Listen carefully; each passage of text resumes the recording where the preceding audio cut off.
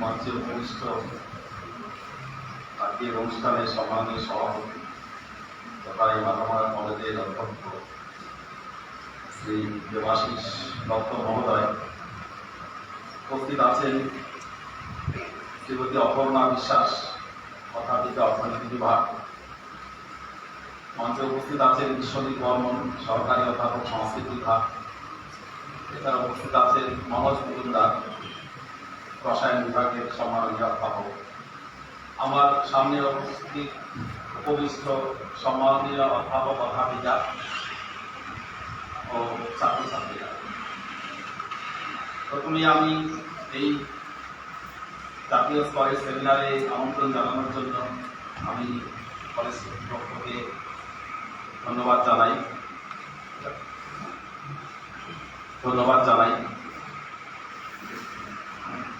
আজকে আমরা শ্যামাপ্রসাদ বিষয়ক আলোচনার জন্য আমরা একটা সমবেত হয়েছি। শ্যামাপ্রসাদ মুখার্জির 125তম জন্মবার্ষিকী চলছে, সে উপলক্ষে পশ্চিমবঙ্গ সরকার শ্যামাপ্রসাদ পক্ষ অর্থাৎ 23শে জুন থেকে 6 জুলাই এই তালুখণ্ডকে শ্যামাপ্রসাদ পক্ষ হিসেবে ঘোষণা করেছে। সেই হিসাবে বিভিন্ন শিক্ষা প্রতিষ্ঠান, সরকারি প্রতিষ্ঠান সর্বত্রই শ্যামাপ্রসাদ বিষয়ক আলোচনা, লেখা, প্রবন্ধ, প্রতিযোগিতা, কুইজ এই সমস্ত আয়োজিত হচ্ছে। আজকের অনুষ্ঠান সম্ভবত তারই একটা অংশ। একটা প্রশ্ন শ্যামাপ্রসাদ সম্পর্কে আলোচনা শুরুতেই আমাদের সকলের মনে হয়তো কি মারছে, সেটা হলো এতদিন তো আমরা শ্যামাপ্রসাদ নিয়ে আলোচনা করিনি। আজকে সরকারিভাবে নির্দেশিকা জারি হলো, সেই জন্য আমরা অনেকটা বাধ্য হয়ে পড়ছি। এরকম প্রশ্ন মনে আসাটা স্বাভাবিক। এতদিন তো করি, এখন কেন করছি?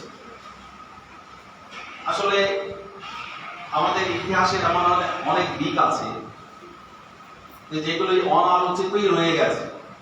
তার কি কারণ? 1947-এ আমাদের দেশ স্বাধীন হয়েছে। কিভাবে দেশ স্বাধীন হলো? কেন দেশ বিভাগ হলো? পাকিস্তান তৈরি হলো, ভারত তৈরি হলো, কেন এই ঘটনাগুলি ঘটলো? এই পশ্চিমবঙ্গ নিয়েও তো কম বিতর্ক আমরা দেখি। এই পশ্চিমবঙ্গের নাম পরিবর্তনের জন্য অনেক প্রয়াস, রাজনৈতিক প্রয়াস এখানে হয়েছে, সরকারি তরফে প্রয়াস হয়েছে, সেটা আমরা দেখেছি। পশ্চিমবঙ্গ থেকে পশ্চিম বাংলা বাদ দিয়ে শুধু বাংলা এরকম করার একটা সর্বাত্মক প্রয়াস হয়েছে, যা সেটা সফল হয়নি। শ্যামাপ্রসাদ মুখার্জির জীবনী এর আগে আলোচনা হয়নি, পশ্চিমবঙ্গ দিবসের আগে আলোচনা হয়নি, এগুলো এখন আলোচিত হচ্ছে। এরকম অনেকের মনে হতে পারে যে রাজনৈতিক পরিবর্তনের সাথে সাথে যে রাজনৈতিক দল ক্ষমতায় আসে তাদের ভাবাদর্শ অনুসারে এগুলো একটা স্বাভাবিক ঘটনা। এর আগেও আমরা দেখেছি যে সমস্ত রাজনৈতিক দল ক্ষমতায় থেকেছে তাদের আদর্শ, তাদের ভাব বা তাদের যে নীতি, সেই অনুসারে আমরা কিছু কিছু অনুষ্ঠান করতে হয়তো বাধ্য হতাম। এটা একটা বাস্তব, এটা বাস্তবতা। এবার ঠিক তাই হচ্ছে। এই প্রশ্নটা আমার মনে হয় আলোচিত হওয়া উচিত, গভীরভাবে এই প্রশ্নটা আলোচিত হওয়া উচিত। কারণ আমরা ভারতবর্ষ একটা স্বাধীন সার্বভৌমদের ভারতবর্ষ, তার তো একটা নির্দিষ্ট সর্বজনগ্রাহ্য ইতিহাস থাকবে। সেই ইতিহাস, রাজনৈতিক পরিবর্তন নিরপেক্ষভাবে সবাই একটা মান্যতা থাকে, সবাই মেনে নেবে। সেই জন্য মহাপুরুষদের ক্ষেত্রে, মহাপুরুষদের মান্যতার ক্ষেত্রে রাজনৈতিক পরিবর্তন নির্ভর করবে কেন? এটা হচ্ছে প্রশ্ন। আজকে পশ্চিমবঙ্গের ক্ষেত্রে যদি আমরা ধরি, এই পশ্চিমবঙ্গ একসময় মুসলিম লীগের শাসনে ছিল। সেই মুসলিম লীগের শাসন কেমন ছিল সেটা বোঝার জন্য আজকে বাংলাদেশকে দেখতে হবে। তাহলে আজকের বাংলাদেশে বাকিরা কেমন আছে? অর্থাৎ মুসলমানদের একটা শ্রেণী ছাড়া বাকিরা কেমন আছে? মুসলিমদের মধ্যেও বিভিন্ন ভাগ আছে, তাদের মধ্যেও বিভিন্ন সম্প্রদায় আছে, শিয়া, সুন্নি, আহমদি এই সমস্ত আছে, যেটা পাকিস্তানে তাকালে আমরা বুঝতে পারবো। তারা কেমন আছে? অর্থাৎ যারা শাসনে আছে, যারা শাসন করছে, তারা বাদ দিয়ে বাকিরা কেমন আছে? বাংলাদেশের ক্ষেত্রে একই কথা, তারা বাদ দিয়ে বাকিরা কেমন আছে? ঠিক তেমনই পশ্চিমবঙ্গে এরকমই ছিল। অর্থাৎ যখন পশ্চিমবঙ্গ মুসলিম শাসনাধীনে ছিল, তখন পশ্চিমবঙ্গের অবস্থাটা বাংলাদেশের চাইতে মোটেই ভালো ছিল না। ইতিহাস সাক্ষী, এটা ঐতিহাসিক বক্তব্য। এই কথাগুলো আমরা খোলাখুলি ভাবে বলতে পারতাম না, এখন একটা বলার সুযোগ আমরা পেয়েছি। আচ্ছা, এইটুকুন। রাজনৈতিক পরিবর্তন কি হয়েছে না হয়েছে সে আমরা সবাই জানি, আমি সেই দিকে যাচ্ছি না, কিন্তু একটা নিরপেক্ষ ইতিহাস, এটা আলোচনার সাহস এবং সুযোগ আমরা পাচ্ছি, এটা হচ্ছে আমাদের কাছে সবচেয়ে বেশি গুরুত্বপূর্ণ বিষয়। এবার এই যে মুসলিম লীগ এত ক্ষমতাবান ছিল এই বাংলাতে, তাদের নিরঙ্কুশ সংখ্যাগরিষ্ঠতা নিয়ে বাংলা শাসন করতো ব্রিটিশ পিরিয়ড। 1935 যখন সে ভারত শাসন আইন গভর্নমেন্ট অফ ইন্ডিয়া অ্যাক্ট চালু হলো, সেই অনুসারে একটা স্বায়ত্ত শাসন, অর্থাৎ ব্রিটিশ গভর্নমেন্টের আন্ডারে একটা স্বায়ত্ত শাসন, সেই সাথে একটা আইনসভা যখন ভোটাভুটির মাধ্যমে তৈরি হলো, তাতে কিন্তু মুসলিম লীগের নিরঙ্কুশ সংখ্যাগরিষ্ঠতা ছিল। এই যে মুসলিম লীগের এত বড় রাজনৈতিক প্রাধান্য ছিল এই পশ্চিমবঙ্গে, মানুষগুলো তো ছিল, প্রচুর মানুষ ছিল, তারা গেল কোথায়? 47-এ যখন দেশ স্বাধীন হলো, স্বাধীনতার পর তারা কি হাওয়া হয়ে গেল? কোথায় গেল তারা? ওই স্বাধীনতার 15 আগস্টের পরে, 1947-এর 15 আগস্টের পরে কোন মুসলিম লীগের কার্যালয় পশ্চিমবঙ্গে আছে আমাদের জানা নেই। কোন ঐতিহাসিক বলছেন না, কেউ বলছেন, এরকম কোন তথ্য প্রমাণ নেই। দলটা উঠে গেল, গেল কোথায় মানুষগুলো? তারা পশ্চিমবঙ্গে আছে, এই ভারতবর্ষেই আছে। এটা একটা প্রশ্ন। শুধু কেরালাতে তারা একটা কার্যালয় করেছিল এবং কেরালাতে তারা দীর্ঘদিন রাজনীতি করেছিল এবং মার্ক্সবাদী কমিউনিস্ট পার্টির সাথে তারা অ্যালায়েন্স গভর্নমেন্টও করেছিল।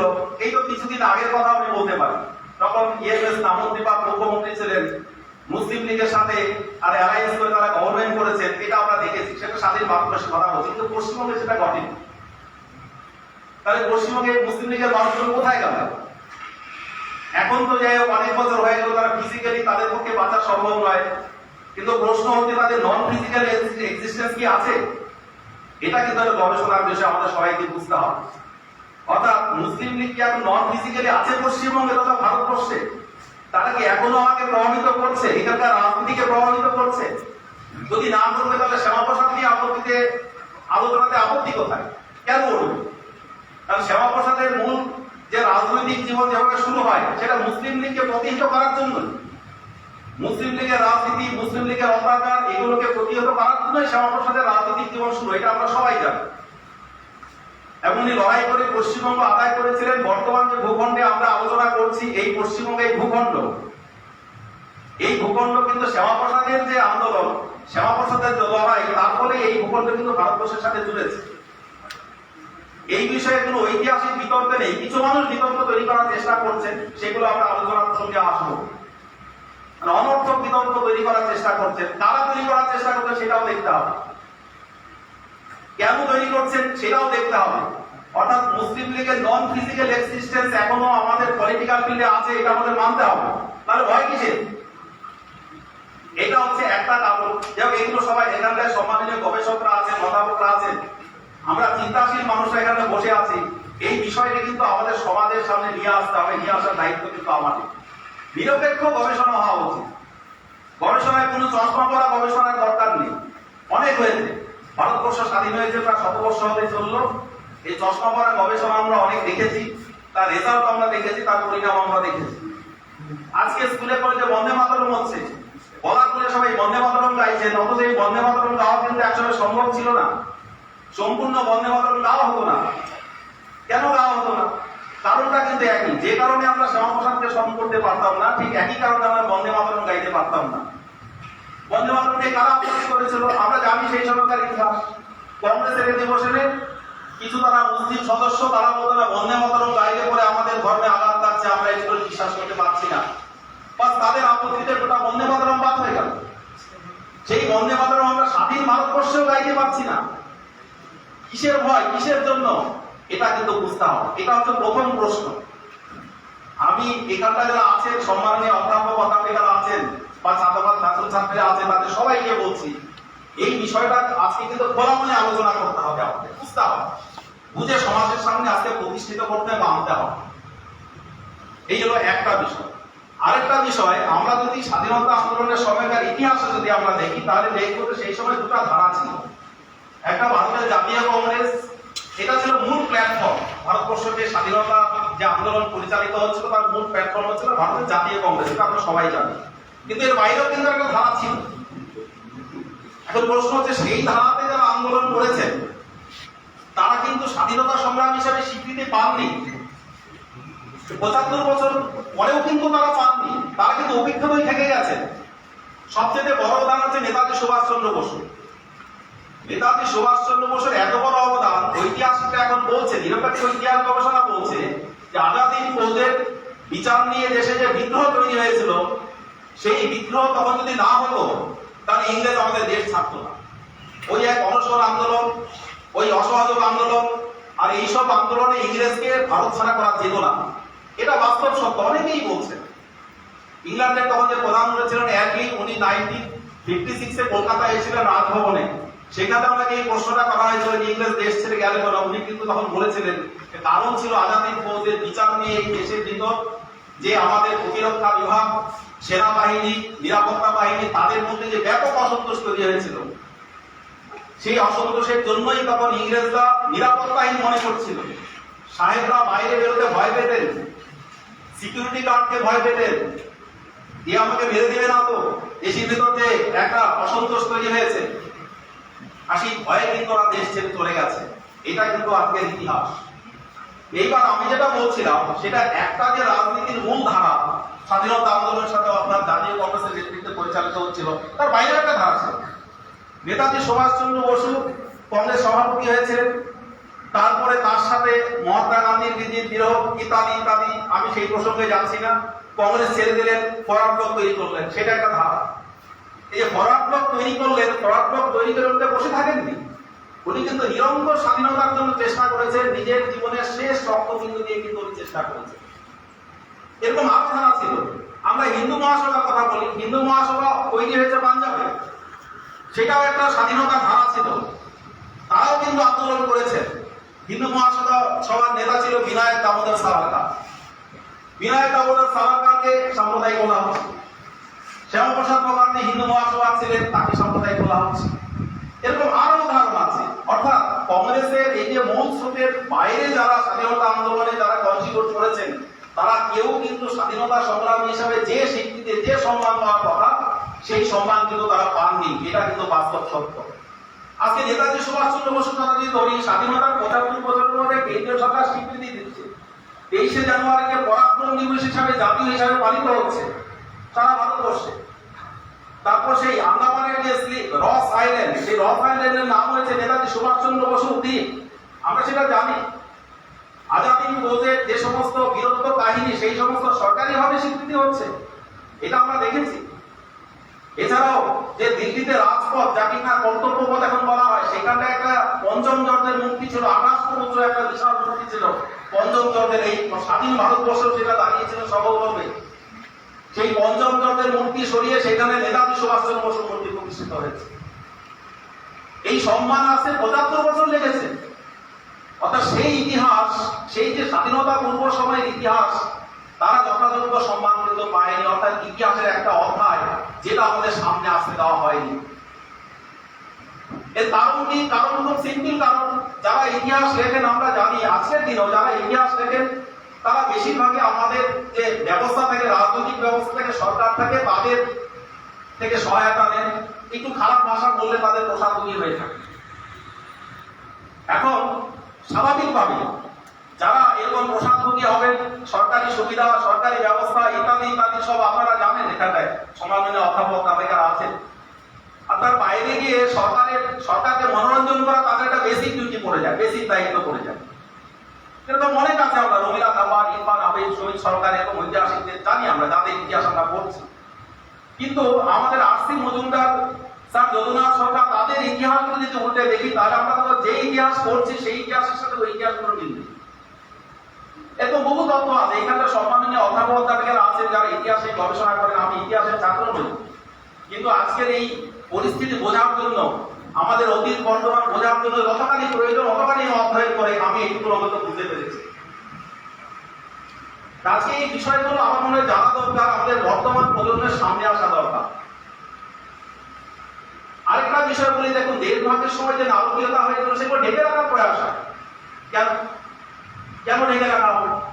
সারা পৃথিবীতে যত নারকীয়তা হয়েছিল সেটা সারা পৃথিবী জানে। ইন্টারন্যাশনাল ফলোইং ডে বলে পালন করা হয় 27 জানুয়ারি, সেটা আন্তর্জাতিকভাবে রাষ্ট্রসংঘের তরফে পালন করা হয়। সেটা কেন? সেটা ওই জার্মানিতে ইহুদিদের উপর যে অত্যাচার করেছিল হিটলার, সেটাকে স্মরণ করার জন্য পালন করা হয়। সেই যে দিনটা পালন করা হয়, জার্মানিতে এমন আইন আছে ওই দিন নিয়ে যে মিথ্যাচার করবে, অর্থাৎ ওখানে যা সত্য যা যা ঘটেছিল সবার সামনে স্পষ্ট করে বলতে হবে, ওটা চেপে দেওয়া হচ্ছে জার্মানির বর্তমান আইনে অপরাধ। সারা পৃথিবীতে সবাই জানে ইহুদিদের উপর কত অত্যাচার হিটলার করেছে, সবাই জানে। সেই দিনে বিস্তারিত আলোচনা হয়। কেন আলোচনা হয়? কারণ যে আগামী প্রজন্মের সামনে বিষয় রাখতে হবে যে কেন এই ধরনের ভয়ঙ্কর ঘটনা ঘটেছিল, সেই ঘটনা যেন আবার মানবতার ইতিহাসে পুনরাবৃত্তি না হয়। কোন শক্তি ছিল যারা এই ধরনের ঘটনা ঘটিয়েছিল? তারা কি এখনো সক্রিয় আছে? থাকলে পরে তাদেরকে চিনিয়ে দিতে হবে বর্তমান প্রজন্মের মানুষদের, তাহলে করে ওই ধরনের দুর্ঘটনা এড়ানো যাবে, ওই ধরনের যে প্ল্যান্ড মার্ডার সেটাকে এগিয়ে যাওয়া যাবে। সেই জন্য কিন্তু ওই দিনটা পালন করা হয়। কিন্তু আমাদের দেশে ঠিক বিপরীত। দেশভাগের ইতিহাস, সেই দেশ কলকাতা থেকে নোয়াখালীর দাঙ্গা, আমরা যাই কিছু বলি না কেন, এগুলো করানো হয় না। ইতিহাসে তার জায়গা নেই, ইতিহাসে জায়গা নেই। ইতিহাসে আমাদের গর্বের ইতিহাস কিছুই নেই। যা আছে একটা তৈরি করা একটা ব্যক্তির ইতিহাস আমরা করছি, যার ফলে আমরা না জানি অতীত, আর যার ফলে অতীত না জানলে পরে বর্তমানে চলার রাস্তা ঠিক করা যায় না, এটা আমরা জানি। আজকে ভারতবর্ষ তৃতীয় বিশ্বের দেশ হয়ে থাকার কারণ হচ্ছে একটাই, আমার মনে হয়, সেটা হচ্ছে যে আমরা এই ভারতবর্ষ যে একটা প্রাচীন সভ্যতা, অত্যন্ত উন্নত সভ্যতা ছিল, আর সেইটা আমরা জানি না বলে আমাদের মধ্যে সেই গর্ববোধ নেই, যার জন্য আমাদের এই দীর্ঘ সময় পরাধীন থাকতে হয়েছে, পরাধীনতার দীর্ঘ ইতিহাস তৈরি হয়েছে। এইটা তো আমার মনে হয়। যাই হোক, আর মন্দের ভালো, স্বাধীনতার 75 বছর পরেও এই 2021-এ কেন্দ্রীয় সরকার আরেকটা দিন ঘোষণা করেছে, সেটা হচ্ছে বিভাজন বিভীষিকা দিবস। 14ই আগস্ট পালিত হয়। জানি না ইনস্ট্রাকশনে আসবে কিনা, হয়তো এটা পালিত হতে পারে। 14ই আগস্ট বিভাজন বিভীষিকা দিবস, 15ই আগস্ট স্বাধীনতা দিবস, তার একদিন আগে বিভাজন বিভীষিকা দিবস। অর্থাৎ বিভাজনের সময় কি বিভীষিকা তৈরি হয়েছিল সেটা কিন্তু বিভিন্ন পর্যায়ে আলোচিত হচ্ছে, ভারতবর্ষের বিভিন্ন রাজ্যে আলোচিত হচ্ছে। পশ্চিমবঙ্গে হওয়া সম্ভব ছিল না। আমরা নানানভাবে করতাম, আমরা নানানভাবে সামাজিক কার্যক্রমের মাধ্যমে বিষয়গুলো তুলে ধরতাম। আশা করি এখন থেকে সেটা স্কুল কলেজে সরকারিভাবে আমাদের বর্তমান প্রজন্মের সামনে তুলে ধরা হবে। সেই জন্য দেরিতে হলেও সঠিক ইতিহাস অধ্যয়ন, সঠিক ইতিহাসের পর আলোকপাত, এই প্রক্রিয়াটা কিন্তু শুরু হয়েছে। এই জন্য শুরুতেই বললাম যে কোনো পলিটিক্যাল এনকাউন্টারের বিষয় নয়, এখানে যাতে ইতিহাস, সত্যিকারের ইতিহাস কি ঘটেছিল সেটা সবার জানা দরকার, জেনে নিয়ে আগামী দিনে রূপরেখা আমাকে তৈরি করতাম। এটা হচ্ছে প্রথম কাজ, এবং সেই কাজটা আমাদেরই করতে হবে। অর্থাৎ এখানে আমরা যারা বসে আছি, অর্থাৎ আমাদের দায়িত্ব সমাজকে পথ দেখানো, আগামী প্রজন্মকে পথ দেখানো, সেই কাজটা আমাদের সচেতন করতে হবে। সেই জন্য এটা শুধু একটা প্রতীকী সিম্বলিক ডিসকাশন নয়, আলোচনা নয়, সিম্বলিক সেমিনার নয়। আমি মনে করি এটা আমাদের দ্বারা একটা বড় দায়িত্ব, এবং সেই দায়িত্বটা আমাদের নিতে হবে, নিয়ে আগামী দিনের রূপরেখা আমাদের তৈরি করে দিতে হবে। আজকে শ্যামাপ্রসাদ মুখার্জি সম্পর্কে বলতে গিয়ে এখানে আমরা শুনেছি প্রথমে উনি ছিলেন একজন উপাচার্য, অর্থাৎ শিক্ষাবিদ। উনি যে পরিবারে জন্মেছেন, শিক্ষাবিদ হওয়াটাই স্বাভাবিক। সবচেয়ে কলকাতা বিশ্ববিদ্যালয়ের সবচেয়ে কনিষ্ঠ উপাচার্য ছিলেন, 33 বছর বয়সে উনি উপাচার্য হয়েছিলেন, দুটা টার্ম পরপর উপাচার্য হয়েছিলেন। শ্যামাপ্রসাদ মুখার্জি বেশি দিন বাঁচেননি, 51 বছর বয়সে বয়স পর্যন্ত বেঁচে, 51 বছর বয়সে তার মৃত্যু হয়েছে। অল্প, মানে ক্ষণজন্মা যাকে বলে, আর অল্প বয়সে তার মৃত্যু হয়েছে। আরো ইতিহাস আছে, শ্যামাপ্রসাদ মুখার্জির মৃত্যু আমরা জানি, কাশ্মীরের রহস্যজনকভাবে মৃত্যু হয়েছে। উনার সাথে যে রাজনীতি করেছেন, অর্থাৎ জনসংঘ প্রতিষ্ঠার পর দীনদয়াল উপাধ্যায়, একাত্ম মানবতাবাদের যিনি প্রবর্তক, তারও কিন্তু মৃত্যু রহস্যজনকভাবে হয়েছে। 1968-এ আপনার যে মুঘল সরাই, বর্তমান দীনদয়াল রেল স্টেশন, যেটা উত্তরপ্রদেশে আছে, সেখানে রহস্যজনকভাবে তার মৃত্যু হয়েছে। দেখুন, অকমিউনিস্ট রাজনীতিবিদদের কি পরিণতি ভারতবর্ষে হয়েছে, আমি এই বিষয়টা সবার সাথে তুলে ধরতে চাই। শ্যামাপ্রসাদের যেমন পরিণত হয়েছে, আর তার সাথে সবচেয়ে প্রতিভাবান পলিটিশিয়ান ছিলেন পণ্ডিত দীনদয়াল উপাধ্যায়। উনি একেবারেই মানে দেশের জন্য নিবেদিত প্রাণ, যদি সম্ভব হয় তার জীবনে একবার পড়বেন, পড়ে দেখবেন। সেই মানুষটাকেও কিন্তু সে ট্রেনের মধ্যে তাদেরকে রহস্যজনকভাবে তার মৃত্যু হয়েছে, তাকে হত্যা করা হয়েছে। তার লাশ কিন্তু পড়েছিল ট্রেনের মধ্যে, কামরা থেকে মেরে তাকে নিচে ফেলে রাখা হয়েছে। আজকে জার্মানি রেজিস্ট্রেশন হয়েছে। অর্থাৎ এই অকমিউনিস্ট রাজনীতিবিদদের কি পরিণত হয়? নেতাজি সুভাষচন্দ্র বসু সবকিছু দিয়েও সেই সম্মান পেলেন না। জানি না ওনার এখন বর্তমানে কি পরিণতি হয়েছে। একই পরিণতি সমাজে, একই পরিণতি আপনি দীনদয়াল উপাধ্যায় হয়েছে। সুতরাং আমরা এই যে ধর্মনিরপেক্ষতা, গণতন্ত্র, এই কথাগুলো, গাও ভারী কথাগুলো আমরা বড় বড় করে মুখ খুলিয়ে বলতাম, আর সরকারি অর্থের আনুকূল্যে আমরা বলতাম। কেন বলতাম, কতটা বলা উচিত ছিল, কতটা ফ্যাক্ট, এটা কিন্তু আজকে সামনে আসার সময় হয়েছে। আমার মনে হয় এটাই একটা সঠিক ছিল।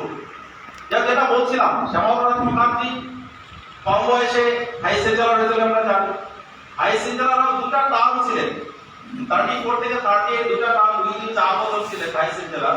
এই 4 বছরে অনেক কাজ করেছেন, যেটা কিনা আজও ইতিহাসের পাতায় লেখা আছে। কলকাতা বিশ্ববিদ্যালয়ে তখন মাতৃভাষায় যে বিজ্ঞান চর্চা, সেই সময় যে স্বদেশী আন্দোলন চলছিল, সে 1905-এর কথা বলছি, স্বদেশী আন্দোলন, তার ধারা কিন্তু শ্যামাপ্রসাদ মুখার্জি ধরে রেখেছে।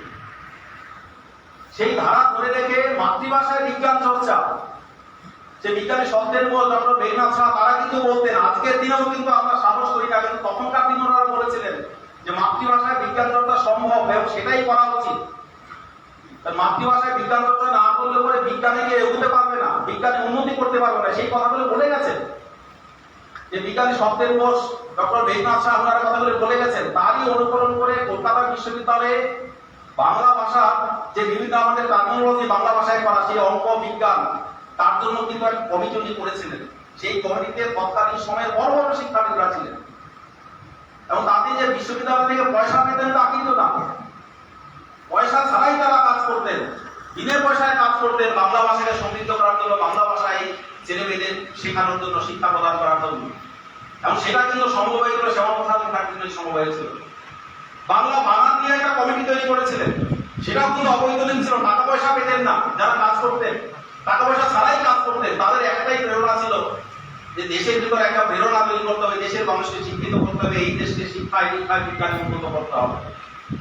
শ্যামাপ্রসাদ যেটা করেছেন 1937-এ আমাদের বিশ্বকবি রবীন্দ্রনাথ ঠাকুর, উনি সেই সমাবর্তনে ভাষণ দিয়েছিলেন বাংলায়। সেটা তৎকালীন সময়ে খুব অসম্ভব ছিল, ইম্পসিবল কাজ ছিল, সম্ভব ছিল না।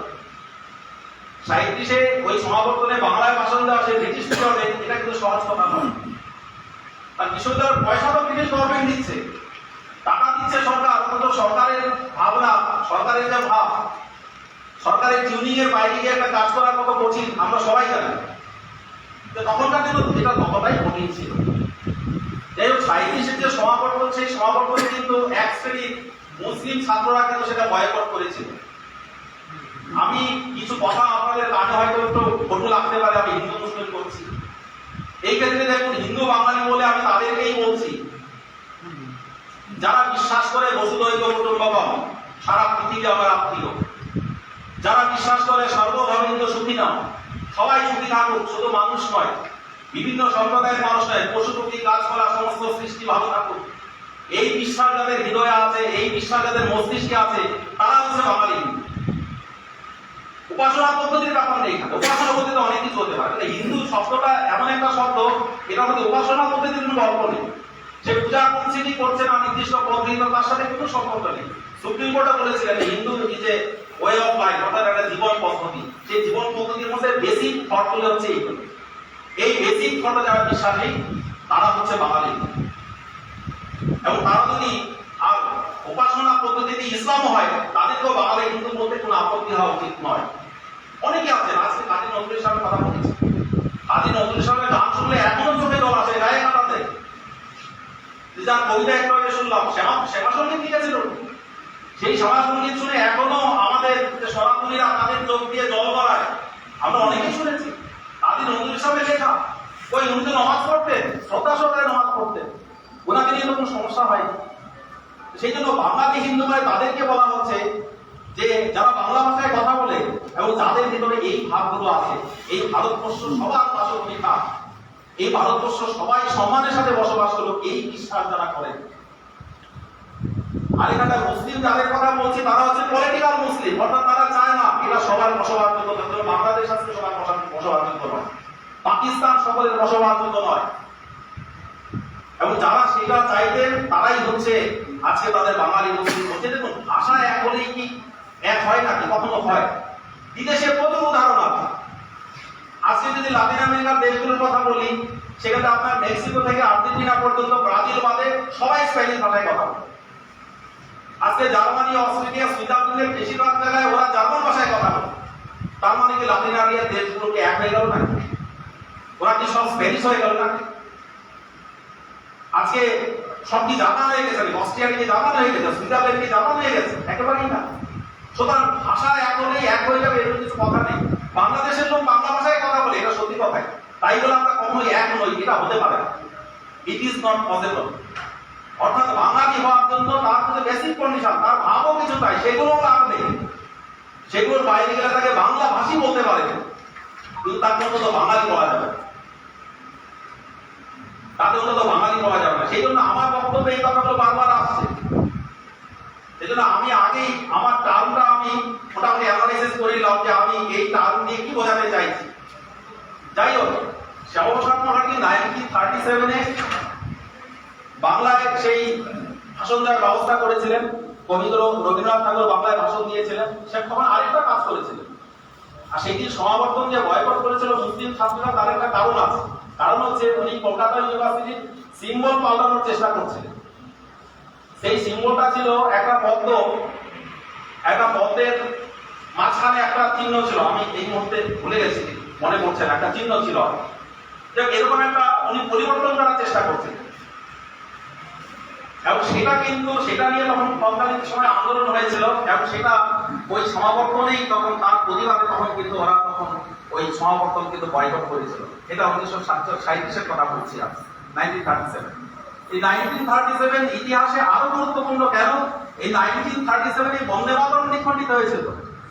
কংগ্রেসের অধিবেশনে এই বাংলার মাটিতে বন্দে মাতরম তৈরি হয়েছিল। এই বাংলার মাটিতেই কংগ্রেস অধিবেশনে সিদ্ধান্ত নেওয়া হয়েছিল বন্দে মাতরম পুরোটা গাওয়া যাবে না, তার দুইটা পংক্তি মাত্র গাইতে হবে, যেটা আমরা যতখানি আমরা জানি। আমরা এখন বন্দে মাতরম শুরু করলে দুটা পংক্তি ভালোভাবে গাইতে পারবো, বাকিটা কিন্তু আমাদের সকলের আসবে না, কয়েকজনেরই আসবে হয়তো।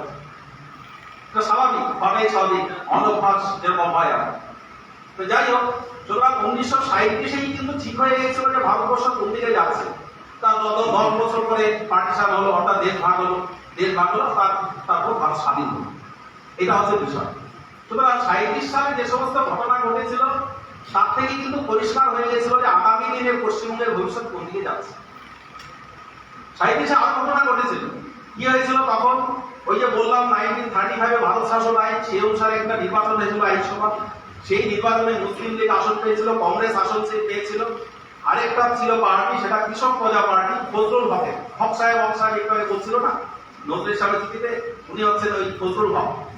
এই হক সাহেব কিন্তু ছিলেন একজন নিরপেক্ষ মানুষ। উনি কিন্তু ওই কট্টর পলিটিক্যাল ইসলাম ছিলেন না, উনি সবাইকে নিয়ে চলার পক্ষপাতী ছিলেন। এই হক সাহেব ছিলেন আশুতোষ মুখোপাধ্যায়ের চেম্বার জুনিয়র, অর্থাৎ ওনার চেম্বারে জুনিয়র হিসেবে কাজ করতেন। সেই জন্য শ্যামাপ্রসাদ মুখার্জির সাথে তার একটা ভালো সম্পর্ক ছিল। সেই হক সাহেব তখন, তারও দল কিন্তু তখন কৃষক প্রজা পার্টি একটা সংখ্যাগরিষ্ঠতা পেয়েছিল, গরিষ্ঠতা না, একটা ভালো সংখ্যা একটা পেয়েছিল। যেমন তখন একটা হ্যান্ড অ্যাসেম্বলি টাইপের হয়েছিল। তখন স্বাভাবিকভাবে শ্যামাপ্রসাদ মুখার্জি চেষ্টা করেছিলেন যে এই হক সাহেবের সাথে কৃষক প্রজা পার্টি আর কংগ্রেস এরা মিলে একটা সরকার করুক এখানটায়, মুসলিম লীগকে আলাদা সরিয়ে দেবে। কিন্তু অজ্ঞাত কারণে কিন্তু কংগ্রেস তখন রাজি হয়। কেন রাজি হয়নি এটা কেউ এখনো বলতে পারছে না, এটা কিন্তু বলতে পারছে না। আজকে এই হক সাহেবের একজন বিয়ে ছিল, উনি একটা বই লিখেছেন, ময়মনসিংহ ওনার বাড়ি ছিল। উনি ওনার বইতে লিখেছেন যে সেই সময় হক সাহেব প্রচুর চেষ্টা করেছেন কংগ্রেসকে রাজি করানোর, কিন্তু উনি রাজি হননি। কংগ্রেস কিছুতেই রাজি হয়নি যে কৃষক প্রজা পার্টির সাথে এখানে সরকার করবে, স্বাভাবিকভাবে। আর তখন সেই হক সাহেবকে মুসলিম লীগের সাথে একটা সরকার তৈরি করতে হলো। দেখুন, এই চেষ্টার সাথে তখন কিন্তু নেতাজি সুভাষচন্দ্র বসু কিন্তু কলকাতায় 1938-39 কথা বলছি, উনিও কিন্তু চেষ্টা করেছিলেন। তখন তিনি কংগ্রেস সভাপতি হয়েছিলেন, উনিও চেষ্টা করেছিলেন এই সরকারটা হোক, কিন্তু সেটা কিন্তু হয়নি। তার ফলে 37 এখানে একটা সরকার হলো, একটা প্রাদেশিক সরকার হলো। সেই সরকারের তখন ওই প্রধানমন্ত্রী বা মুখ্যমন্ত্রী এই হক সাহেব হলো, ফজলুল হকই হয়েছিল। তাকে তখন মুখ্যমন্ত্রী বা প্রধানমন্ত্রী, তখন প্রধানমন্ত্রী বলা হতো। পরে তখন একটা সরকার হলো মুসলিম লীগের সরকার। মুসলিম লীগ আর কৃষক প্রজা পার্টির একটা কোয়ালিশন গভর্নমেন্ট হলো। এই কোয়ালিশন গভর্নমেন্ট তখন বাংলায় যে শাসনটা কায়েম করেছিল, আজকে বাংলাদেশ, সেই বিপদজন্য দেশের জীবন্ত জ্বলন্ত লাশ আপনারা দেখেছেন, জীবন্ত মানুষের জ্বলন্ত লাশ আপনারা দেখেছেন। সোশ্যাল মিডিয়া দৌলতে ঠিক এরকম একটা শাসন কিন্তু তখন বাংলায় মানে কায়েম হয়েছে। অর্থাৎ বাকি যারা ছিল, অর্থাৎ ওই সুন্নি মুসলমান যারা বাকি যারা ছিল, কারো কোনো এখানটায় মানে গণতান্ত্রিক কোনো অধিকার ছিল না, তাদের বাঁচার অধিকার ছিল না, তাদের উপর যত রকম অত্যাচার করা সেই সব করা হচ্ছিল। সরকারি চাকরি বাকরির ক্ষেত্র থেকে শুরু করে সর্বক্ষেত্রে একটা অনাচার সেই সময় কিন্তু চলেছিল। সেই সময়ে কিন্তু এখানকার যারা হিন্দু বাঙালি তাদের মনে হয়েছিল যারা এদের শাসনে আর থাকা যায় না, এটা পরিবর্তন হওয়া দরকার, এইভাবে এখানে বসবাস করা যাবে না। তখন থেকেই কিন্তু এই সেন্টিমেন্ট শুরু হয়েছিল, অর্থাৎ এখানে একটা আলাদা হিন্দু হোমল্যান্ড চাই, আলাদা একটা আইনসভা চাই। এই একসাথে যুক্তবঙ্গের যে আইনসভা, এই আইনসভায় মুসলিম সংখ্যাগরিষ্ঠ, কারণ তখন এই ভোটের মাধ্যমে জেতা সম্ভব ছিল না। 55% ছিল মুসলিম, 45 ছিল হিন্দু। স্বাভাবিকভাবেই ভোট হলে পরে ওরাই সংখ্যাগরিষ্ঠতা পাবে এরকম বাস্তব অবস্থা ছিল। সেই জন্য তখন থেকেই দাবি দেওয়া হচ্ছিল হিন্দু হোমল্যান্ড একটা আলাদা আইনসভা তৈরি করতে হবে।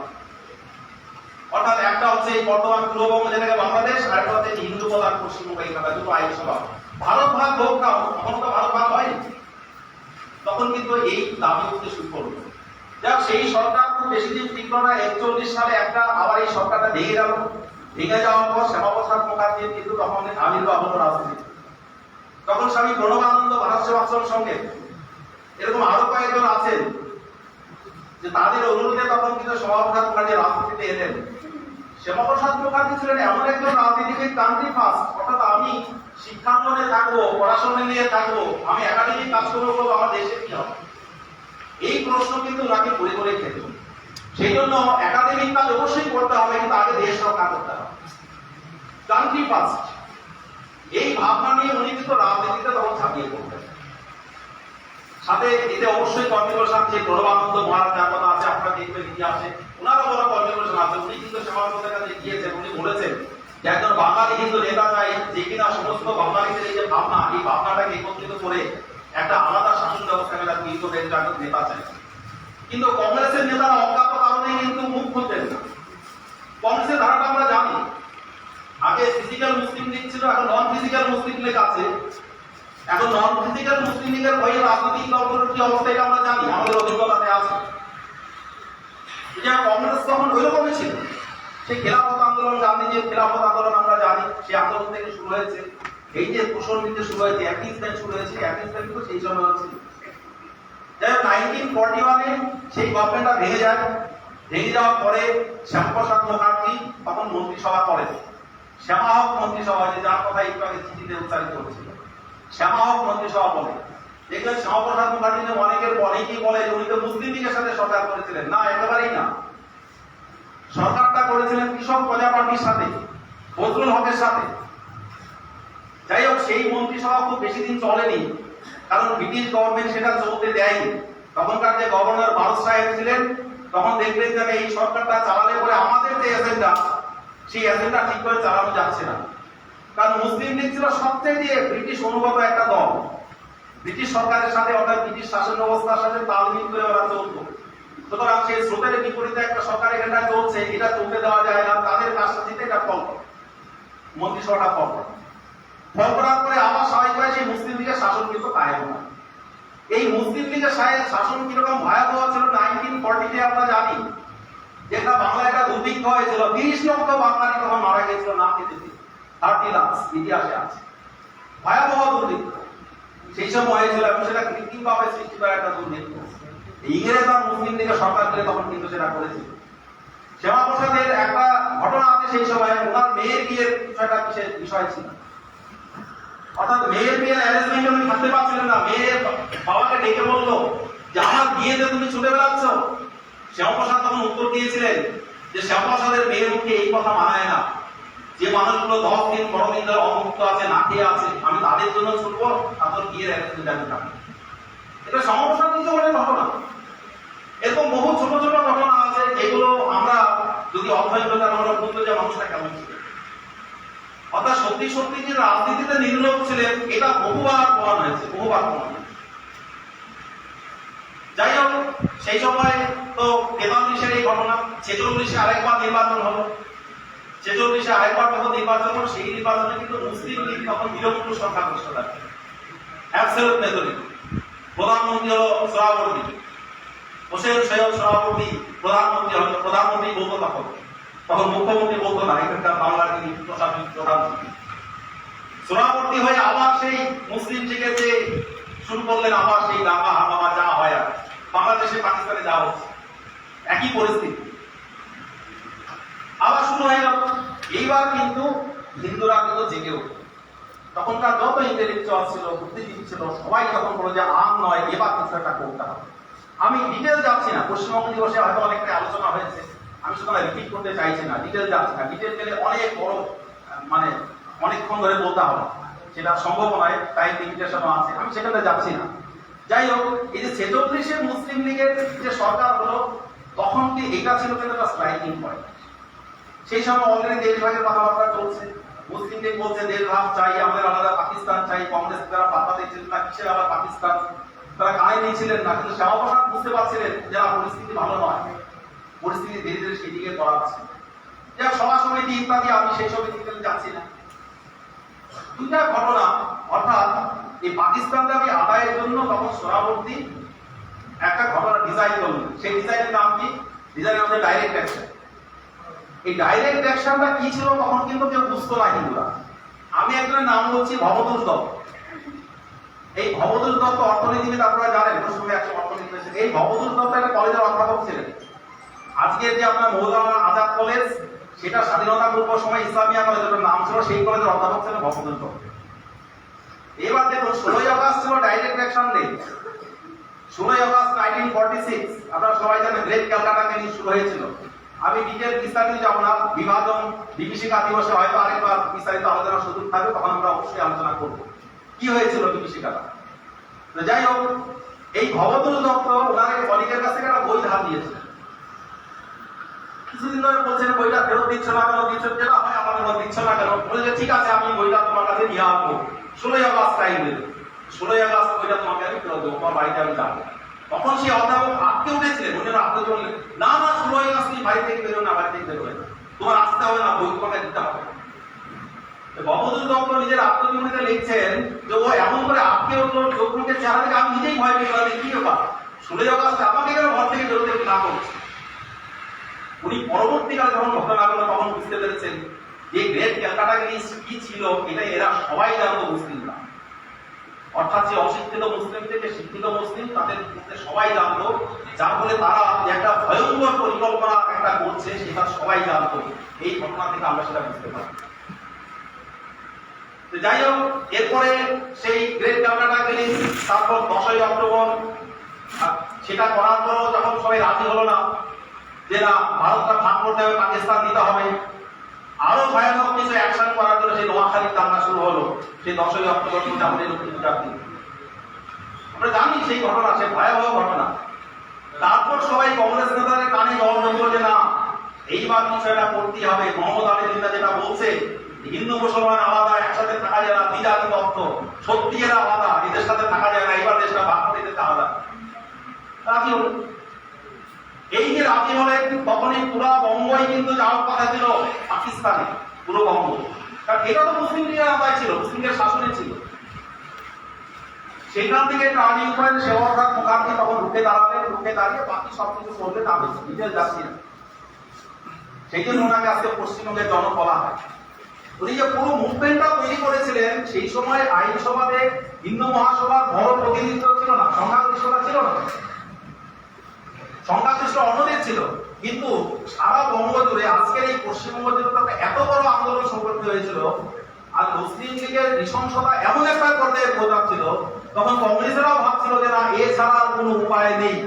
কমিউনিস্ট পার্টির জ্যোতি বসু, রতনলাল ব্রাহ্মণ, তারাও ভাবছিল আর উপায় নেই, কমিউনিজম মার্কসিজম চলবে না, সুতরাং কমিউনিজম মার্কসিজম চলবে না, এইবারে হিন্দু হোমল্যান্ড করতে হবে, তাহলে যদি কমিউনিজম মার্কসিজম করা যায়। পরবর্তীকালে অবশ্য মুখ্যমন্ত্রী হয়েছিলেন। জানি না যদি পশ্চিমবঙ্গ আর আজকে এই পশ্চিমবঙ্গটা না থাকতো তাহলে কোথায় মুখ্যমন্ত্রী হতেন, সেটা ঐতিহাসিকরা আমরা নিশ্চয়ই গবেষণা করতে পারি, এটা আমাদের গবেষণায় বিষয় করতে পারি। যাই হোক, পশ্চিমবঙ্গ সৃষ্টি হলো, তার স্রষ্টা শ্যামাপ্রসাদ মুখার্জি বলা হয় এবং তার ঐতিহাসিক ভিত্তি রয়েছে। উনি যে কাজগুলো করেছিলেন তার ঐতিহাসিক ভিত্তি রয়েছে। আমি ডিটেল যাচ্ছি না। যে ওনার রাজনৈতিক জীবনে দুটা পর্ব ছিল। একটা পর্ব হচ্ছে স্বাধীনতা পূর্ব সময়ে, এই 47-এর 15 আগস্ট পর্যন্ত। আরেকটা রাজনৈতিক জীবন শুরু হলো 47-এর 15 আগস্টের পর। এই 15 আগস্টের এই সময়ে যে রাজনৈতিক জীবন সেটা আমরা দেখেছি।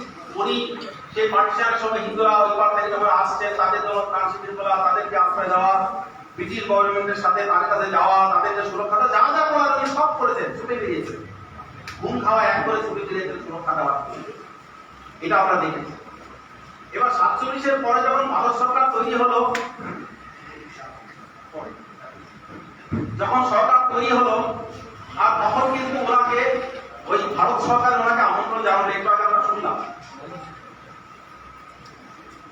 আমাদের দেবাদেবাবু বক্তব্যে বলছিলেন স্বাধীন ভারতের প্রথম শিল্প এবং সরবরাহ মন্ত্রী শ্যামাপ্রসাদ মুখার্জী। ওনার শিল্পমন্ত্রী হওয়ার যথেষ্ট কন্ট্রিবিউশন আছে। দিল্লি সার কারখানা, চিত্তরঞ্জন লোকগীতি, এগুলো অনেক কাজ কিন্তু উনি করেছেন। স্বাধীন ভারতবর্ষের যে শিল্পের রুট ম্যাপ কিন্তু ওনার হাত দিয়েই তৈরি হয়েছিল।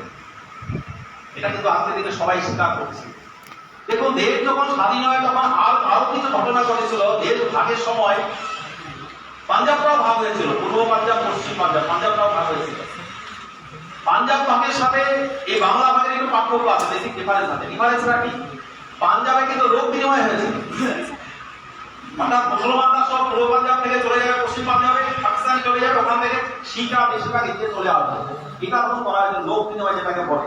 ডক্টর বি আর আম্বেদকর, শ্যামাপ্রসাদ মুখার্জী, মাস্টার তারা সিং, অকালি দল নেতা, তারা কিন্তু এই জিনিসগুলো চাইছিলেন। জওহরলাল নেহরু তাতে সম্মত হয়েছিলেন, মহাত্মা গান্ধী সম্মত হয়েছিলেন, কিন্তু বাংলার ক্ষেত্রে কিন্তু সম্মত হয়নি। এই বাংলার ক্ষেত্রে কিন্তু প্রস্তাব উঠেছিল, ডক্টর বি আর আম্বেদকর, শ্যামাপ্রসাদ মুখার্জী তারা কিন্তু প্রস্তাব দিয়েছিল এখান থেকে লোক বিনিময় দরকার, কিন্তু সেই লোক বিনিময়টা কিন্তু তখন হয়নি। বলে হয়তো পশ্চিমবঙ্গে আকাশ অন্যরকম ভাবে হয়নি। সেই সব কেন হয়নি, কি কারণ, অবশ্যই গবেষণার বিষয়। এটা আমরা ভবিষ্যতে গবেষণার মধ্যে অবশ্যই আমাদের মধ্যে আসবে। এবার যেটা বলছিলাম সেটা হচ্ছে এই যে শ্যামাপ্রসাদ মুখার্জী শিল্পমন্ত্রী হলেন, অর্থাৎ দেশ স্বাধীন হলো, দেশ ভাগ হলো, এর মধ্যে এই যে জনবিনিময় হয়নি, তার জন্য কিন্তু গান্ধীজি, জওহরলাল নেহরু এরা সবাই কিন্তু প্রতিশ্রুতি দিয়েছিল পূর্ববঙ্গের হিন্দুদের, ওই পারের হিন্দুরা আছে তাদের যদি কোনো রকম সমস্যা হয় তার দায়িত্ব কিন্তু ভারতবর্ষ এড়াতে পারে না। গান্ধীজি বলেছেন, দেখবেন ইন্টারনেটে সব কিছু এভরিথিং, চ্যাট জিপিটিকে বলবেন একদম সুন্দর করে গোটা গোটা কথা দিয়ে দিলেন। গান্ধীজি কি বলেছিলেন, জওহরলাল নেহরু কি বলেছিলেন, মৌলানা আবুল কালাম আজাদ কি বলেছিলেন, সবার বক্তব্য আছে। জওহরলাল নেহরু বলেছিলেন যে ওখানে পূর্ববঙ্গে হিন্দুদের যদি কোনো সমস্যা হয় তাদেরকে এখানে আশ্রয় দেওয়া হবে, তাদেরকে নাগরিকত্ব দেওয়া হবে, তাদের পুনর্বাসনের সমস্ত রকম ব্যবস্থা করতে ভারত বাধ্য। এটা করা দরকার, এটা নৈতিকতা, এটা আমাদের দায়িত্ব, রেসপন্সিবিলিটি। এটা কিন্তু হয়েছে। যাই হোক, দেশ ভাগ হলো, পাকিস্তান হয়ে গেল। পাকিস্তান হওয়ার পর আবার একটা নরহত্যা শুরু হলো। সেই পশ্চিম পাকিস্তান, পূর্ব পাকিস্তান, যাই পূর্ব পাকিস্তান এখনকার বাংলাদেশ, পশ্চিম পাকিস্তান এখনকার যে পাকিস্তান, নরহত্যা শুরু হলো। সেই রিফিউজি ঢল আসতে শুরু করলো, আমরা সেই ইতিহাস দেখেছি। সেই লক্ষ লক্ষ মানুষ, তাদের প্রাণ গেল, রক্তের বন্যা বয়ে গেল, নির্বিচারে হত্যা হলো, ধর্ষণ হলো, লুট হলো, অগ্নিসংযোগ হলো, সবকিছু হলো। আর প্রাণ পূর্ণ বাঁচানোর জন্য এক কাপড়ে যারা এইবারে আসতে পেরেছেন তার কিন্তু বেঁচে গেছে। সেই ইতিহাস। শ্যামাপ্রসাদ মুখার্জী কিন্তু চুপচাপ বসেছিলেন না, লোকসভায় কিন্তু রুখে দাঁড়ালেন যে আমাদের দেওয়া প্রতিশ্রুতি কি হলো, ভারত সরকার কি করছে তার জন্য। এই যে ভারত সরকারের কর্তাব্যক্তিরা প্রতিশ্রুতি দিয়েছিল, সেই প্রতিশ্রুতি আপনারা কেন রাখছেন না? জওহরলাল নেহরু কিন্তু প্রধানমন্ত্রী হিসেবে তার কোনো জবাব সে দিতে পারেননি। যতবার শ্যামাপ্রসাদ মুখার্জী সেই লোকসভায় বলতে করেছেন, জওহরলাল নেহরু চুপ করে শুধু শুনেছেন, ওনার কাছে কোনো জবাব ছিল না। শেষে রাজি হলেন, সেটা 1985 কথা বলছে, ঠিক আছে পাকিস্তানের প্রধানমন্ত্রী আর লিয়াকত আলী খান, তাকে একবার ডেকে বিষয়টা তার সামনে আলোচনা করতে হবে। তখন লিয়াকত আলী খানকে ডেকে নিয়ে আসলেন। উনি দিল্লিতে ছিলেন 7 দিন, তার জন্য রাজকীয় খাবার দাবারের ব্যবস্থা হয়েছিল। তার সাথে ঠান্ডা করে বসে সুন্দর আলোচনা হয়েছিল টেবিলে, এটা কি করা যায় এই ধরনের কিছু বলছে। আর সেটা করে 7 দিনের আলোচনা শেষে নেহেরু লিয়াকত চুক্তি আপনারা হয়তো শুনেছেন, 8 এপ্রিল 1950 নেহেরু লিয়াকত চুক্তি তখন স্বাক্ষরিত হলো। সেই চুক্তি দেখে শ্যামাপ্রসাদ বললেন এই চুক্তি পাকিস্তানের সাথে হতে পারে না, চুক্তিতে কি ছিল? চুক্তিতে ছিল যে যে সমস্ত মুসলিম ভারতবর্ষ ছেড়ে পাকিস্তানে চলে গেছে তখন কিন্তু একটা ভয়ের বাতাবরণ করেছিল। এখান থেকে অনেক মুসলমান কিন্তু পাকিস্তান চলে গেছিল বাংলাদেশে, যারা এটা হিন্দুদের দেশেও জায়গাটা থাকা যাবে, আর হিন্দুরা তো আসছিল। আর নেহরু এখন চুক্তি স্বাক্ষরের পর অনেক মুসলিম নেতারা চলে এলেন এবং চুক্তিতে ছিল যে যারা ছেড়ে চলে গেছেন তাদের ধন সম্পত্তি বাড়িঘর ইত্যাদি ফিরিয়ে দেওয়া হবে। গভর্নমেন্ট অঙ্গীকার করতো তাদের ফিরিয়ে দেওয়ার জন্য। সে হিন্দুরাও যদি ওখানটা যায় সেখানটার গভর্নমেন্ট কিন্তু তাদের এগুলো ফিরিয়ে দেওয়ার জন্য অঙ্গীকার হবে। এটা ছিল নেহরু ছিল। শ্যামাপ্রসাদ বললেন যে কোনো ইসলামিক দেশের সাথে এই চুক্তি চলতে পারে না, কোনো ইসলামিক দেশে একটা হিন্দু যাবেন আপনি দেখে নেবেন। এই চুক্তি হচ্ছে একটা আইওয়াস, অর্থাৎ হিন্দুদের বোকা বানানোর একটা প্রয়াস ছাড়া কিছু না। তাই হল আমরা বাস্তবে তো তাই দেখতে পেলাম, একজন হিন্দু কিন্তু নেহরু এখন চুক্তি করে বলা যায়নি, কিন্তু ওখান থেকে অনেক মুসলমান এখানে এসেছেন, তারা বাড়িঘর পেয়েছেন, তারা আমার এখানে প্রতিষ্ঠিত হয়েছে। শ্যামাপ্রসাদ মুখার্জি 8 এপ্রিল লোকসভা থেকে পদত্যাগ করলেন যে না আমি এই লোকসভায় থাকবো না, কারণ আমি নিজের প্রতি দায়বদ্ধ, আমি আমার কথা প্রতি দায়বদ্ধ, দায়িত্বের প্রতি প্রতিশ্রুতি প্রতি দায়বদ্ধ। অর্থাৎ নির্লোভ রাজনীতিক আগে বলে দেখুন, মন্ত্রিত্ব তো মানুষ এমনিতেই ছাপতে চায় না। এই যে politics is the last refusal of scoundrels একটা কথা আছে না, মন্ত্রিত্ব কিন্তু ছাপতে চায় না যতই বিপদ হোক। এখন ইমেজ বিল্ডিং থাকে সেটা আলাদা ব্যাপার, তখন হয়তো এরকম পরিস্থিতি ছিল না। যাই হোক উনি কিন্তু মন্ত্রিসভা থেকে বেরিয়ে এলেন, অর্থাৎ ছেড়ে দিলেন যে আমি এটা চলতে পারে না।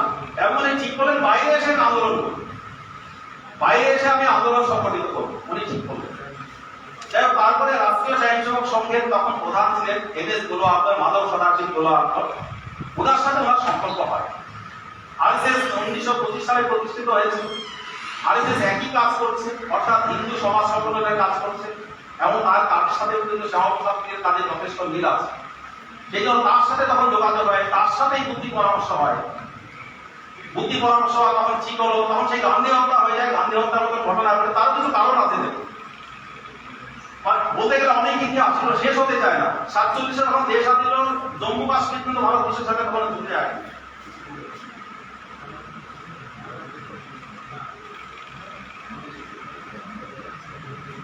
আরেকটা প্রোগ্রাম যে আছে তাড়াতাড়ি শেষ করতে দিয়ে যাবে, তাড়াতাড়ি যে সমস্যাটা একটু না বললেই নয়। যাই হোক সেই কাশ্মীর কিন্তু ভারতের অংশ ছিল না। এবার কাশ্মীরকে ভারতের অংশ করার জন্য অগাস্টে ভারত স্বাধীন হলো, সে অক্টোবরে সেই আবার ওরা আক্রমণ করে দিল, অনেক কিছু হলো এরকম, এর মধ্যে অনেক কিছু হলো। যাই হোক তখন এই যে রাষ্ট্রীয় স্বয়ংসেবক সংঘের যে দ্বিতীয় সর্বসাধারণ তার সাথে যোগাযোগ হলো, যোগাযোগ হওয়ার পর কথাবার্তা চলছিল। গান্ধীজি যখন একটা কাজ করলেন, পাকিস্তান আক্রমণ করে দিলে কিন্তু কাশ্মীর একটা স্থিতিশীল চুক্তি হয়েছিল মহারাজা হরি সিং এর সাথে। আমি তো ছোঁয়াছুঁয়ি করে বেরিয়ে যাচ্ছি, অল্প অল্প করে বেরিয়ে যাচ্ছি, কথাগুলি না বললেই নয়। যাই হোক তখন গান্ধীজি আবার অনশন শুরু করলেন। কেন অনশন শুরু করলেন? এদিকে কিন্তু পাকিস্তান আক্রমণ করছে কাশ্মীরকে। গান্ধীজি অনশন শুরু করলেন কেন? যে 55 কোটি টাকা যেটা দেওয়ার কথা ছিল দেশ ভাগের জন্য, ভাগ বটলা হচ্ছিল সম্পদে, 55 কোটি টাকা পাকিস্তানকে দেওয়া হয়, এটা দিতে হবে। এটা না দেওয়ার জন্য উনি অনশন শুরু করলেন। তখন সবাই গান্ধীজি অনশন শুরু করলেন, না দিয়ে টাকা না দিয়ে উপায় নেই। 55 কোটি টাকা পাকিস্তানে দেওয়া হলো, পাকিস্তান নতুন করে অস্ত্র দেখলো, অস্ত্র দিলে আবার পুরো মেজাজে অর্থাৎ পুরো উদ্যোগে আবার ছাপিয়ে পড়লো কাশ্মীরের উপর। এটা ইতিহাস হচ্ছে। 13 জানুয়ারি সেই 49 উনি ইয়ে করেছিলেন, অনশন করেছিলেন। এই ঘটনাগুলো ইতিহাস আছে। আমি গান্ধী হত্যাকে জাস্টিফাই করছি না, একেবারে জাস্টিফাই নয়, কিন্তু তখন এই ঘটনাগুলো জনমনে একটা তীব্র প্রতিক্রিয়া সৃষ্টি করেছে। সেটাও কিন্তু বুঝতে হবে আমাদের। ইতিহাসে সেই সময়ে গিয়ে দেখতে হবে সেই সময়ের পরিস্থিতি, সেই সময়ের মানুষের ভাবনা, সেই সময়ের অবস্থা, মানুষের যন্ত্রণা, মানুষের ভাবনাগুলো, আবেগগুলো তখন আমাদের খতিয়ে দেখতে হবে। তাহলে আমরা বুঝতে পারবো ইতিহাসের ঘটনাগুলো কি ঘটেছিল। যাই হোক শ্যামাপ্রসাদ মুখার্জি মন্ত্রিসভা থেকে পদত্যাগ করার পর আমি একটু আগে উল্লেখ করলাম যে রাষ্ট্রীয় স্বয়ংসেবক সংঘের যিনি প্রধান ছিলেন এমএস গোলোয়ারকর, তার সাথে যোগাযোগ হলো।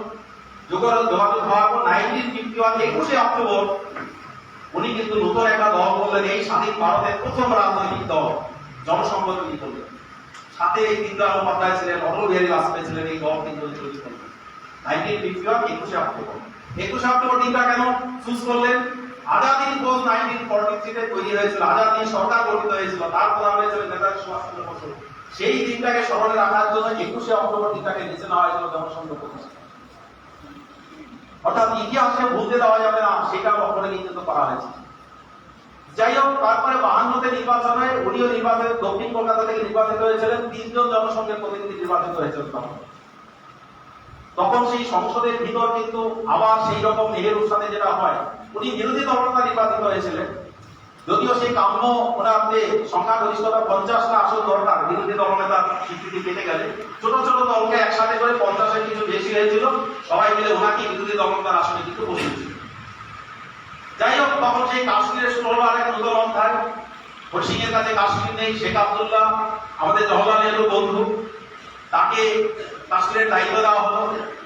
স্পেশাল কিছু স্ট্যাটাস দেওয়া হলো 370 দ্বারা, যেটাকে কিছুদিন আগে উঠেছে আপনারা জানেন। 370 দ্বারা মানে সেখানে সাধারণ ভারতীয়রা প্রবেশ করতে পারবে না, তাদের কোনো অধিকার নাই। কাশ্মীরে ঢুকতে গেলে আপনাকে পারমিট কাটতে হবে, আপনাকে পারমিশন দিতে হবে, অনুমতি দিতে হবে, অর্থাৎ পাসপোর্ট ভিসার কোনো একটা ব্যাপার আছে, সেটা নিয়ে ঢুকতে হবে। শ্যামাপ্রসাদ প্রতিক্রিয়া জানালেন যে না, এটা চলতে পারে না। সেখানে আলাদা পতাকা হলো, আলাদা প্রধান হলো, আলাদা স্লোগান হলো, সবকিছুই আলাদা।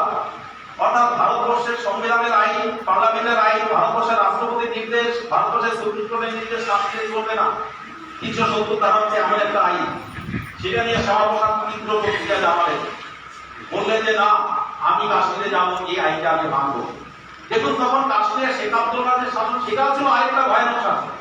শেখ আব্দুল্লাহ সুন্নি মুসলমান ছিলেন, যার ফলে কাশ্মীর উপত্যকায় কিছু সুন্নি মুসলমান অধ্যুষিত এলাকা ছাড়া বাকি অন্যান্য উপজাতি মুসলমান, হিন্দু বৌদ্ধ, লাদাখ মূলত বৌদ্ধ এলাকা, জম্মু হিন্দু এলাকা, এইসব এলাকাতে আরেক পাশে নির্মম অত্যাচার নেমে এসেছিল। সেই ইসলামিক শাসনের নির্মম অত্যাচার শেখ আব্দুল্লাহ। তখন ডোগরা হিন্দু ছিল, ডোগরা হিন্দু প্রেমনাথ ডোগরা ছিল সবচেয়ে বড় নেতা জম্মু। উনি আন্দোলন করছিলেন, তাদের উপর অমানসিক অত্যাচার করছিল। শ্যামাপ্রসাদ তখন বলছিলেন আমি কাশ্মীরে ঢুকবো, এই পারমিট কথা আমি মানি না, কাশ্মীরে ঢুকবো। অন্তত প্রেমনাথ ডোগরার সাথে একটা দিকে ছিল। তখন উনি ঘোষণা করলেন, সেই ইতিহাস আমরা জানি। উনি কাশ্মীরে গেলেন, উনাকে যেতে দেওয়া হলো, উনাকে ঢুকতে দেওয়া হলো, সেই ছিল বড় ষড়যন্ত্র। জে.বি. কৃপালিনী একসময় কংগ্রেস প্রেসিডেন্ট ছিলেন, তার স্ত্রী সুজাতা কৃপালিনী শ্যামাপ্রসাদকে বলেছিলেন আপনি কাশ্মীর যাবেন না, নেহেরু কিন্তু আপনাকে মেরে ফেলবে। শ্যামাপ্রসাদ বলছে যে আমাকে মারবে কেন, নেহেরুর সাথে আপনার কোনো ব্যক্তিগত শত্রুতা নেই। বলছে না, নেহেরু আপনাকে পছন্দ করে না, আপনাকে মেরে দেবে, আপনি যাবেন না কাশ্মীর। আমি যার কথা বললাম এম.এস. গোলাওয়ার, উনি একটা বার্তা পাঠিয়েছিলেন, কিন্তু ওই বার্তা শ্যামাপ্রসাদের কাছে সেখানে পৌঁছায়নি। উনি গেলেন, ওনাকে প্রবেশ করতে দেওয়া হলো কাশ্মীরে। শ্যামাপ্রসাদ নিজেও ব্যক্তিগতভাবে ভেবেছিলেন যে ওনাকে হয়তো কাশ্মীরে প্রবেশ করতে দেওয়া হবে না, ওখানে তো ভারতবর্ষের আইন চলবে না, সুপ্রিম কোর্টের আইন চলবে না, রাষ্ট্রপতির নির্দেশ চলবে না, পার্লামেন্টের আইন চলবে না। ভাবুন দেখি, ভারতবর্ষের প্রধান বিরোধী দলনেতা উনি যাচ্ছেন, উনাকে কিন্তু অর্থাৎ কাশ্মীর ভূখণ্ডের আগে আটকানো হলো না, ওনাকে কাশ্মীরে প্রবেশ করতে দেওয়া হলো। কেন? ওখানে একটা আলাদা আইন ব্যবস্থা আছে। অর্থাৎ কাশ্মীরের যে আইনসভা, সেখানকার কথা অনুযায়ী কাশ্মীর চলবে, সেই জন্য প্রবেশ করতে দেওয়া হলো। সেখানটা ওনাকে বন্দি করা হলো, 40 দিন ওনাকে আটকে রাখা হলো। একটা চোরকে বলে এত কষ্ট দিয়ে ওনাকে রাখে না, অথচ ভারতবর্ষের বিরোধী দলনেতা তাকে ওটা আটকে রাখা হলো। এই 40 দিনের মধ্যে জওহরলাল নেহরু একবার কাশ্মীরে গিয়েছিলেন, স্বাস্থ্য উদ্ধারের জন্য কয়েকদিন ছিলেন, দেখা করতে যাননি, বিরোধী দলনেতার সাথে দেখা করতে যাননি। তখন উনি কোনো সাধারণ মানুষ তো ছিলেন না, ওনাকে সেই গ্রামে একটা জায়গায় আটকে রাখা হলো, সেই ইতিহাস আপনি দেখা করতে যাননি। ওনার সুচিকিৎসার ব্যবস্থা ছিল না, ওনার পায়ে কিছু সমস্যা ছিল, প্রতিদিন হাঁটাহাঁটি করতে হতো, নাহলে পায়ে যথেষ্ট যন্ত্রণা হতো। সেই ছোট্ট একটা ঘরে কিন্তু ওনাকে আটকে রাখা হয়েছিল। যাই হোক, সেই মর্মান্তিক ইতিহাস আমরা জানি।